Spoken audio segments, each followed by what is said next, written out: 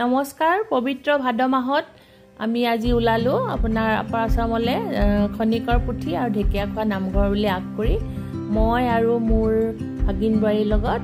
এয়া গৈ আছো গৈ মই দুপৰীয়া 12 মান বজাত দেৰগাঁও পালোগে দেৰগাঁও মিছামৰাত অৱস্থিত খনিকৰ পুথি সকলে জানে চাগে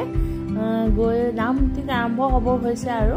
আমি দূৰৰ পৰা যোৱাৰ কাৰণে 12:15 মানত পালোগে তাতে প্ৰসাদ পাতি গোটেইখিনি আগবঢ়াই দি নামত বহিলো খুব সুন্দৰ এটা পৰিৱেশ তাৰ পৰা প্ৰসাদ পাতি লৈ আহি আমি ঘৰ মোৱা হলো এই গধূলি আকৌ আমি যোৰহাটৰ পৰা আমি ঢেকিয়াখোৱা বৰ নামঘৰলৈ বুলি ৰাওনা হলো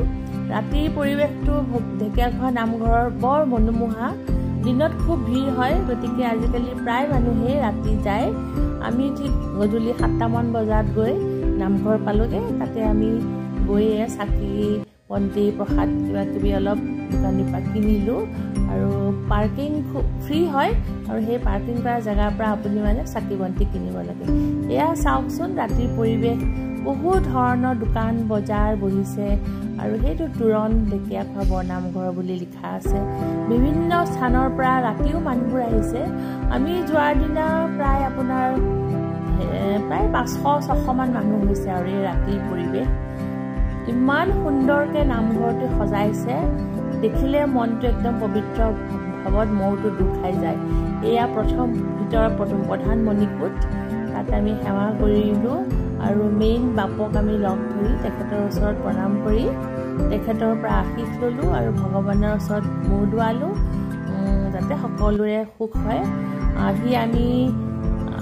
নামলে থাকিলে আমাৰ দেৰি হৈ যাব গতিকে আমি যিসকলে নাম নাচায় তেওঁলোকে ভাগে ভাগে প্ৰসাদ দিলে আৰু ভিতৰত গৈ আমাক এয়া চাও কাঁহৰ বাটিত ৰঙা চাহ আৰু আমাক বিস্কুট খাব দিলে